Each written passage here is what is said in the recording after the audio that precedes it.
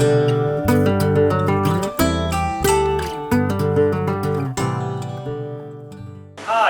welcome to the Fat Chat Show. I'm Grimshaw, and I'm head chef at the King's Arms in Keswick. And today we're going to do something festive but with a little bit of a twist. And we're actually going to make a beef and ale pie with some festive spices. This is diced chuck steak, so it comes from sort of the back of the animal there. And chuck's great for braising or slow cooking. Christmas, it's cold outside, and so you want something very nice and hearty to fill you up. I've got some flour here, we're going to season it. Some nice different spices. We've got some thyme. So I'm going to sprinkle some dry thyme in there. Flaked sea salt there. Parsley. Ground pepper. Nice mixture of Christmas spice. Nutmeg, cinnamon, a little bit of mixed spice in there as well. Just adds that nice sort of richness to the pie. So we're going to get all that nice mixed in, and this is going to create a great flavour for our beef and great colour as well. We've got a little knob butter in our pan. We don't need too much. It's just enough to get our beef going. We're going to give it a nice colour. Best to do this in batches because you put it all in at the same time, liquid will come out of the beef and it won't sear as we want it. So I've got 5 chunks in there, just going to give it a little shake. You can hear our butter's just starting to come up to heat there. So roll the beef round in the flour, get plenty on, and we're just going to pop it in the pan there.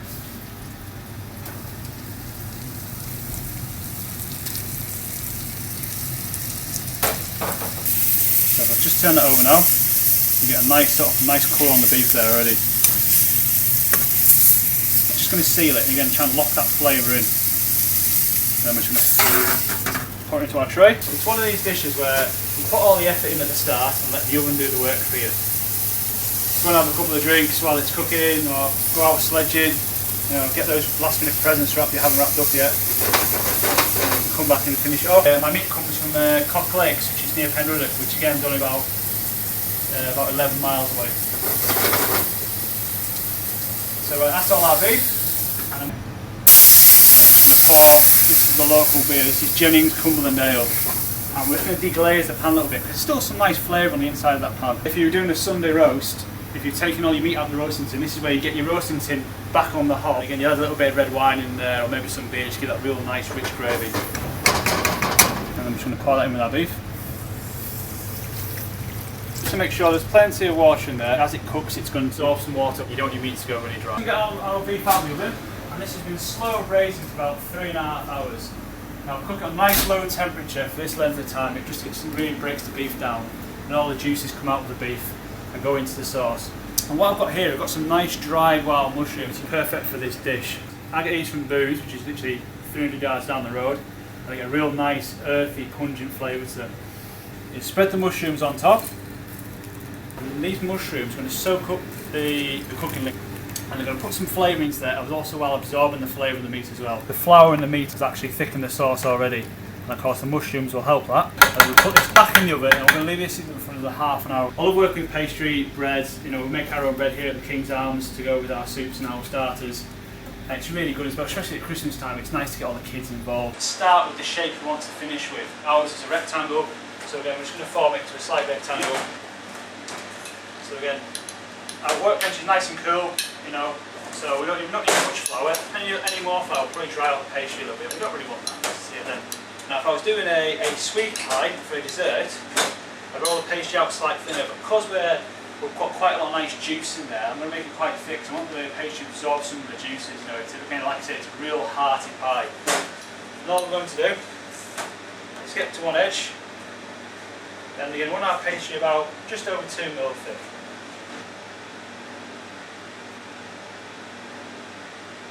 Bring your dish towards the actual pastry itself, line up the edge and just pop across. That's just sitting there. Don't worry if it's over one side more than the other, because you use this to actually cook this in your pie. So that's in or out, so then you guys can see what's going on. I'm going to lift up the one side and just drop it into our case. And this is the bit where you do have to be a little bit more gentle, because you don't want to tear it because you've got some air pockets in there. And all I'm going to do is lift up the edge and just push into those corners. There we go. And we're just going to take our palette knife, lift our pie up, just trim off those edges there. Just like that. Also, I know this is a beef pie, but we obviously at the King's Arms as well. We do cater for anyone who's got sort of dietary requirements.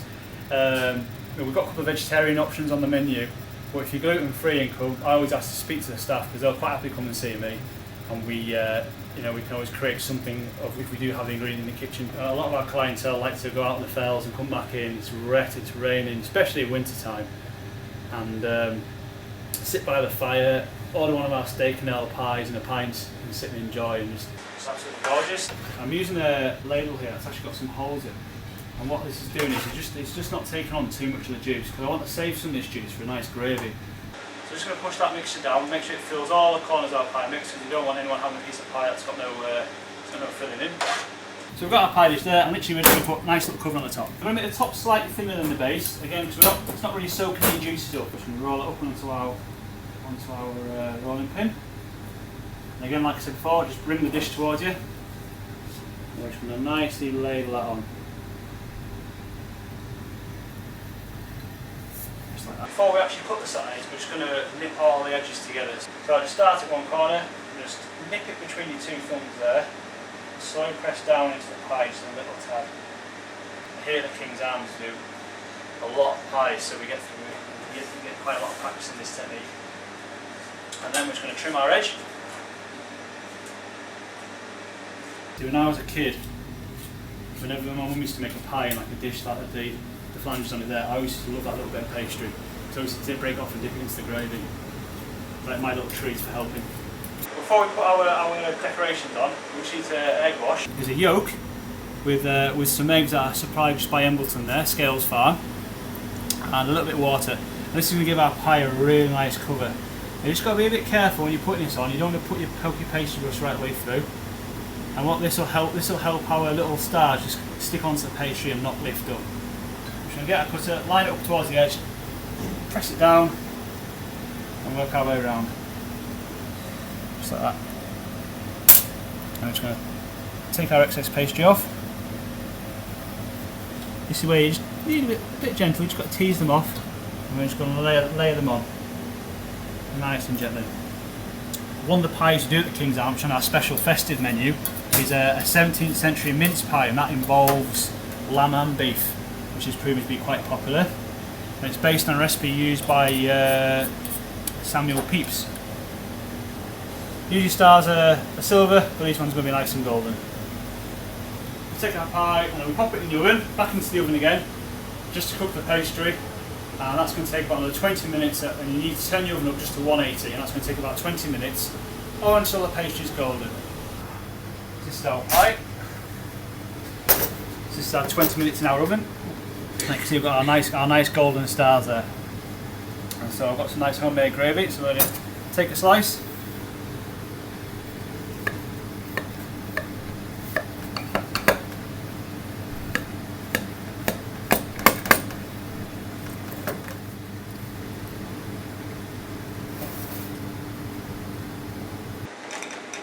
Which is a nice scrape off there. Bit of King's Arms, I always like to encourage everyone to season the chips. We've got some nice garlic salt in here as well. And finally, got some of our nice reduced mushroom and beer gravy, which we cook the pie in just to finish off on there. There you go. It's our steak and mushroom pie with a festive Christmas twist.